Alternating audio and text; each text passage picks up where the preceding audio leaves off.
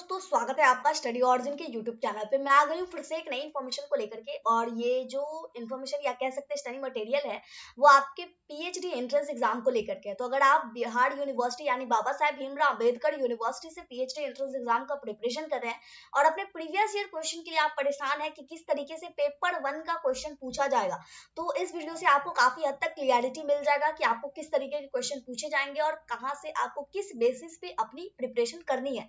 हालांकि पेपर 1 में कितने मार्क्स के कितने क्वेश्चन पूछे जाएंगे, यानी पर्टिकुलरली डेटा इंटरप्रिटेशन से कितने क्वेश्चन पूछे जाएंगे, रिसर्च एप्टीट्यूड से कितने क्वेश्चन पूछे जाएंगे और लॉजिकल रीजनिंग से कितने क्वेश्चन आएंगे, न्यूमेरिकल से कितने क्वेश्चन आएंगे, आईसीटी यानी कंप्यूटर वाले सेक्टर से कितने क्वेश्चन आएंगे, इन सब की डिटेल वीडियो एक बना दी गई है। अगर आप नहीं देखे तो उसे देख लीजिएगा, इस वीडियो के अंत तक वो सजेशन में आ जाएगा, तो वो आप डेफिनेटली देख लीजिएगा ताकि आपको क्लियरिटी मिल जाए कि आपका पेपर 1 किस तरीके से होने वाला है, यानी कितने नंबर का होने वाला है।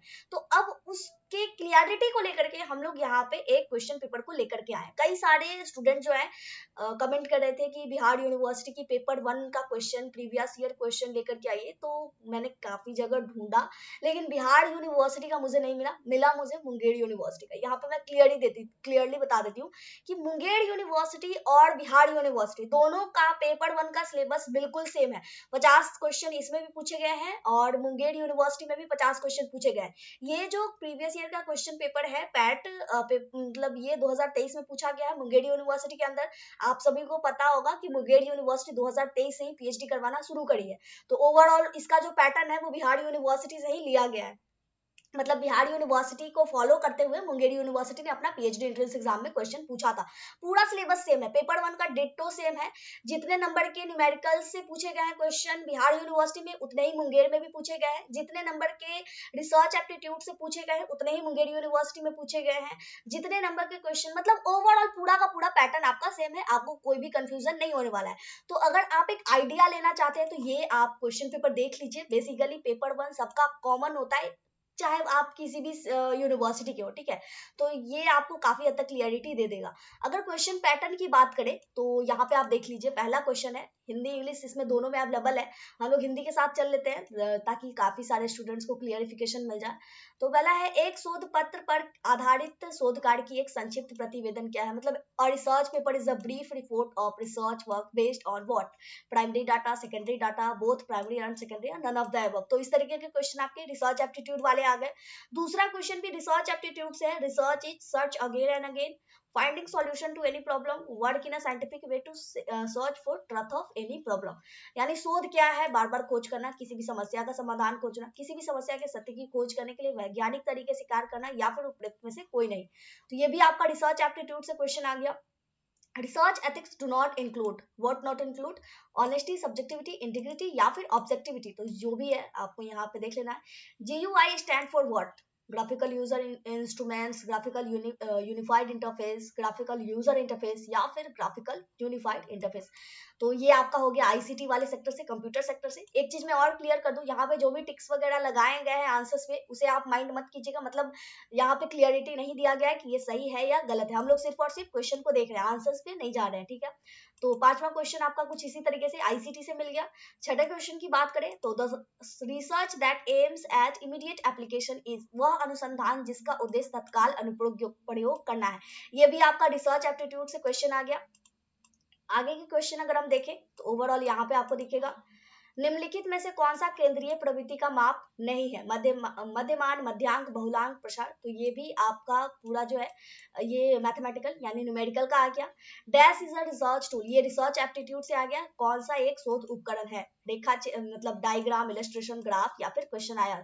तो ये भी आपका रिसर्च एप्टीट्यूड से ही 8वां क्वेश्चन। 9वें क्वेश्चन की बात करें तो 9th नंबर क्वेश्चन है, which one of the following is different from others number, निम्नलिखित में से कौन सा अन्य सदस्यों से भिन्न है, विंडोज, मैक, लिनक्स या फिर गूगल। ये आपका आईसीटी वाले सेक्टर यानी कंप्यूटर सेक्टर से आ गया 9 नंबर क्वेश्चन। तो यहाँ पे आप देख रहे हैं अभी तक हमें क्या मिला है, एक मिला है मैथ से और ज्यादातर तो आपको रिसर्च एप्टीट्यूड से मिला है और आपको आईसीटी से मिला है। 10th नंबर क्वेश्चन की बात करें तो स्टैटिकल्स रिजल्ट आर, सांख्यिकी परिणाम क्या होते हैं, पूरे सही होते हैं, सत्य होते हैं, औसतन सत्य होते हैं या बीजे भी होते हैं। तो ये आपका हो गया रिसर्च वाले से। Full form of W W is what, ये आपका आईसीटी सेक्टर से www का फुल फॉर्म क्या होता है। 11वां नंबर क्वेश्चन के साथ 12वां क्वेश्चन को देखें तो decibel unit is related with, ये इन्वायरमेंटल से है, आपको पता होगा इन्वायरमेंटल से भी क्वेश्चन पूछे जाते हैं। इन्वायरमेंटल से कितने नंबर के पूछे जाते हैं मुझे ध्यान में नहीं, आप पैटर्न देख लीजिएगा, आपको पता चल जाएगा, 5 या 10 नंबर जो भी है वहां से आपको क्लियरली हो जाएगा, ठीक है। तो यहाँ पे आ गया, अब बात आती है इसकी 13वें नंबर क्वेश्चन की। तो which of the following e journal is database, Scopus, journal of engineering and science, integral journal of operation management, none of that. कौन सा ई जर्नल डेटाबेस है, ये भी आपको आईसीटी से पूछा गया है। In a computer a byte is generally consist of, एक बाइट में कितने बिट्स होते हैं, तो ये सबको पता होगा कितने बिट्स होते हैं, तो ये भी आपका आईसीटी से आ गया क्वेश्चन। 14वां नंबर। 15वां क्वेश्चन को अगर आप देखें तो 15th नंबर क्वेश्चन है, select the appropriate number from the given option from blank space. तो ये आपका कुछ न्यूमेरिकल्स आ गए, तो ये आपको दिख रहा है न्यूमेरिकल्स में हो गया। उसके बाद fill in the blanks, honesty is what, best, ये आपका लॉजिकल रीजनिंग से आ गया। ऑक्शन, पब्लिसिटी, जोक, पॉलिसी, तो ये आपका लॉजिकल रीजनिंग हो गया। Select the odd one out, odd क्या है, क्राइंग, फ्राइंग, ड्राइंग, जो भी है, तो जो ऑड है उसको सेलेक्ट करना है, तो ये भी आपका लॉजिकल रीजनिंग वाला क्वेश्चन हो गया। 17th number. 18th number, the first satellite for serving in the education sector is what. तो शिक्षा क्षेत्र में सेवा के लिए पहला उपग्रह के रूप में कौन जाना जाता है, तो ये भी आपका हो गया आईसीटी सेक्टर से। Maximum percentage of nitrogen in our atmosphere, atmosphere में कितने परसेंट नाइट्रोजन है, ये आपका एनवायरमेंटल से आ गया क्वेश्चन। 20 नंबर क्वेश्चन की अगर हम बात करें तो 20 number, wait a minute, 50 question होते हैं इसमें। 20वां क्वेश्चन है आपके पास, which sector is the single largest number of fresh water in India. तो ये भी है आपका एनवायरमेंटल से क्वेश्चन आ गया। अभी तक हमें किससे मिला है, लॉजिकल रीजनिंग भी मिल गया है, एनवायरमेंटल भी मिल गया है, आईसीटी भी मिल गया है, न्यूमेरिकल्स भी मिल गया है। तो इतने सारे टॉपिक्स है। बाकी पैटर्न मैं बार बार कह रही हूँ, आप एग्जाम पैटर्न वाला वीडियो जरूर देख लीजिएगा, पूरा क्लियरिटी होगा। अब यहाँ पे आपको न्यूमेरिकल्स मिल गया है पैटर्निक वे में, आगे क्या होगा ये देखना है। 22 नंबर भी न्यूमेरिकल है। 23 नंबर क्या है, ultimate main source of energy, ये भी आपका इन्वायरमेंटल से क्वेश्चन आ गया। और उसके बाद 24th नंबर क्वेश्चन को देखिए, destruction of forest has resulted in, ये भी आपका हो गया इन्वायरमेंटल से question. Choose the word which is opposite in the meaning to underline word initial, इसमें ये आपका क्या हो गया, लॉजिकल रीजनिंग वाला क्वेश्चन हो गया। Binary equivalent of decimal number, ये आपका आईसीटी सेक्टर से हो गया। दशमलव संख्या 27 का बाइनरी समतुल्य क्या है। उसके बाद 26 नंबर क्वेश्चन हम लोगों ने नहीं देखा ना, वाक्य को पूरा करने के लिए दिए गए विकल्प में से सबसे उपयुक्त, ये भी आपका क्या है, लॉजिकल रीजनिंग है। मतलब यहाँ से आपको ये दिख रहा है कि किस किस टॉपिक से क्वेश्चन पूछे जा रहे हैं, आपको काफी हद तक क्लियरिटी मिल जाएगा यहाँ से, ठीक है। 28 number, which one of the following is noble gas not present in air, ये भी आपका इन्वायरमेंटल से है, कौन सी नोबल गैस हवा में मौजूद नहीं है। 28वां क्वेश्चन इस तरीके का हो गया। 29वां question, what does EPA stand, ये आपका इन्वायरमेंटल से है, ईपीए का मतलब क्या होता है। 30 number question, the yellowness of Taj Mahal is, Taj Mahal का जो पीलापन है वो किस प्रभाव की वजह से, ये भी इन्वायरमेंटल का क्वेश्चन हो गया। 31st नंबर क्वेश्चन को अगर हम देखें तो 31st नंबर क्वेश्चन है, which of the following is renewable source of energy, तो ये भी आपका इन्वायरमेंटल से आ गया, ऊर्जा का नवीकरणीय स्रोत कौन सा है। अभी तक आपको ये चीज दिख रहा होगा, इन्वायरमेंटल से काफी ज्यादा क्वेश्चन पूछ दिए गए हैं। और which of the following is said to be biodegradable waste, कौन सा बायोडिग्रेडेबल कचरा कहा जाता है। ओजोन लेयर, ये भी आपका इन्वायरमेंटल से क्वेश्चन आ गया। क्वेश्चन पेपर आप डाउनलोड भी कर सकते हैं, लिंक डिस्क्रिप्शन बॉक्स में अवेलेबल रहेगा। ये आपका आ गया आईसीटी वाले सेक्टर से क्वेश्चन, ठीक है। उसके बाद 35 नंबर क्वेश्चन क्या है, drama, stage, tennis, logical aptitude, मतलब वही लॉजिकल रीजनिंग। और उसके बाद रमन सेज, अनुज, मदर, ये भी आपका लॉजिकल एप्टीट्यूड वाला क्वेश्चन आ गया, रीजनिंग टाइप का, लॉजिकल रीजनिंग। उसके बाद 37 नंबर क्वेश्चन क्या है, न्यूमेरिकल है। 1/4 of a number is 15, then 3/10 of the number is what, ये आपका न्यूमेरिकल्स हो गया। 37 के बाद 38, ये भी आपका न्यूमेरिकल है। धनात्मक संख्या ज्ञात कीजिए जिसे 17 से बढ़ाने पर संख्या के व्युत्क्रम का 60 गुना के बराबर हो। अलजेब्रिक क्वेश्चन है ये, तो आप इजी वे में बना लेंगे। 39th number, which of the following greenhouse gas, environmental का question. Find odd man out, logical reasoning का क्वेश्चन, 40 नंबर हो गया।